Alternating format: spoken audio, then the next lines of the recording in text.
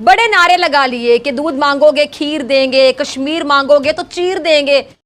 कान खोल के सुन लो, कान खोल के, कि हम तुमसे कश्मीर भी लेंगे और जरूरत पड़ी तो तुम्हें और तुम्हारी मोदी सरकार को चीर भी देंगे इंशाल्लाह। याद रखना मेरे अल्फाज। तो जय हिंद दोस्तों, ये पड़ोसी मुल्क पाकिस्तान हमारे देश को तोड़ने की बात कर रहा है, हमारे देश के प्रधानमंत्री को चीरने की बात कर रहा है। इसको ये नहीं पता कि हिंदुस्तान की गैरत जिस दिन जाग गई तो चूटी की तरह मसल दूंगा, एक एक को घर में घुस के मारूंगा। तो अभी भी समय है, सुधर जाओ, कान खोल के सुन लो। रहा कश्मीर की बात, कश्मीर के बारे में अगर आने वाले 100 साल तक भी सोच लिए तो ये तुम्हारी बदनसीबी है, क्योंकि कश्मीर हमारा था, हमारा है, हमारा रहेगा। कान खोल के सुन लो, कान खोल के सुन लो, कान खोल के, कि हम तुमसे कश्मीर भी लेंगे और जरूरत पड़ी तो तुम्हें और तुम्हारी मोदी सरकार को चीर भी देंगे। मोदी जी नवाज शरीफ के बर्थडे का केक काट। ये पाकिस्तान के 2 कौड़ी की लड़की हमारे प्रधानमंत्री को तोड़ने की बात कर रहा है, प्रधानमंत्री को चीरने की बात कर रहा है, और हमारे जांबाज बॉर्डर पे शहीद हो रहे हैं, और हमारे प्रधानमंत्री नवाज शरीफ के केक काट रहे हैं। इसी को तो राजनीति कहते हैं। 5 साल योगी जी की सरकार चली है, मुझे बताओ उत्तर प्रदेश में दूरबीन लेकर भी माफिया दिखाई पड़ता है क्या? अरे 3 बड़े नाम थे, एक था आजम खान, था या नहीं था? कहां है? जोर से बोलो, कहां है? दूसरे थे अतीक अहमद, कहां है? जोर से बोलो, कहां है? और तीसरे थे मुख्तार अंसारी, कहां है? माफिया का कोई धर्म नहीं होता। इसने कहा कि जितने माफिया थे सबको अंदर करवा दिए। तो इस बात की भी पता होना चाहिए कि महात्मा गांधी को जिसने मारा वो कौन था, राजीव गांधी को जिसने मारा वो कौन था, इंदिरा गांधी को जिसने मारा वो कौन था, दिल्ली के सड़कों पर जिसने सिखों के गर्दन काटे वो कौन थे।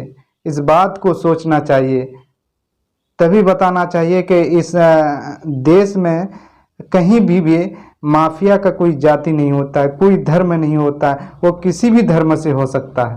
8 साल केंद्र सरकार चलाने के बाद अगर किसी देश के प्रधानमंत्री को विवेक अग्निहोत्री के चरणों में शरण लेनी पड़े तो इसका मतलब उस प्रधानमंत्री ने 8 साल में कोई काम नहीं किया। दिल्ली के मुख्यमंत्री ने कहा कि जिस प्रधानमंत्री को विवेक अग्निहोत्री के सामने शरण लेनी पड़े तो इस बात से ये पता चलता है कि उस प्रधानमंत्री ने 8 साल में कोई काम नहीं किया है। सामान का दाम आसमान छू रहा है और हमारे प्रधानमंत्री कह रहे हैं सबका साथ सबका विकास हो रहा है। जब टिकट वितरण करती है तो मुसलमानों को टिकट क्यों नहीं देती? भारतीय जनता पार्टी का मुसलमानों से क्या रिश्ता है? क्योंकि चुनाव जीतना भी जरूरी है, इस वजह से इस तरीके की निश्चित रूप से जी। उसके बाद अगर उनके कल्याण में कहीं भेदभाव हो तो कोई आरोप कर सकता है। भारतीय जनता पार्टी मुसलमानों को सीट क्यों नहीं देती है? इसका सबसे बड़ा कारण समझते हो? क्योंकि मुसलमान बीजेपी को वोट नहीं देता है।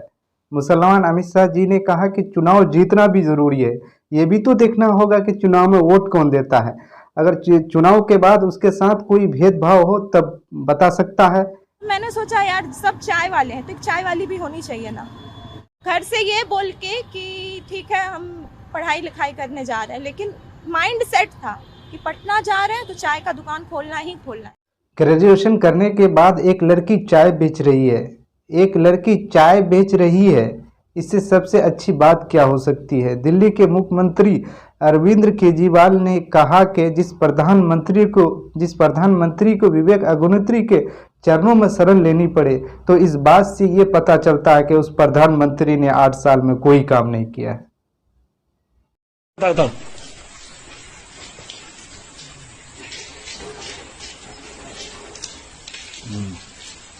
ये बाबा रामदेव के अंधभक्त लोग हैं जो सबके सामने गोमूत्र पी रहे हैं। आप सामने देख सकते हैं, यही लोग हैं इस देश के अंधभक्त जो गोमूत्र पी रहे हैं। देखिए आप, ये सऊदिया के अय्याश अरब, लड़ मर करके खत्म हो जाओ, भारत पर गलत नजर न डालना। अमेरिका के एजेंटों का दीन नहीं, ये सूफी संतों की तपस्या की धरती है। सऊदिया के अरब अय्याश, भारत में बुरी नजर डालने की भी कोशिश मत करना। भारत में बुरी नज़र डालने की भी कोशिश मत करना, क्योंकि भारत सूफी संतों का जगह है। यहाँ पे हर एक धर्म के लोग रहते हैं, या किसी भी धर्म से कोई भेदभाव नहीं किया जाता। हम सब एक साथ मिलकर रहते हैं, हिंदू मुस्लिम सब एक साथ मिलकर रहते हैं। तो इसके बारे में आप गलत तो बोल ही नहीं सकते हैं। हमारा देश महान है, महान था और महान रहेगा।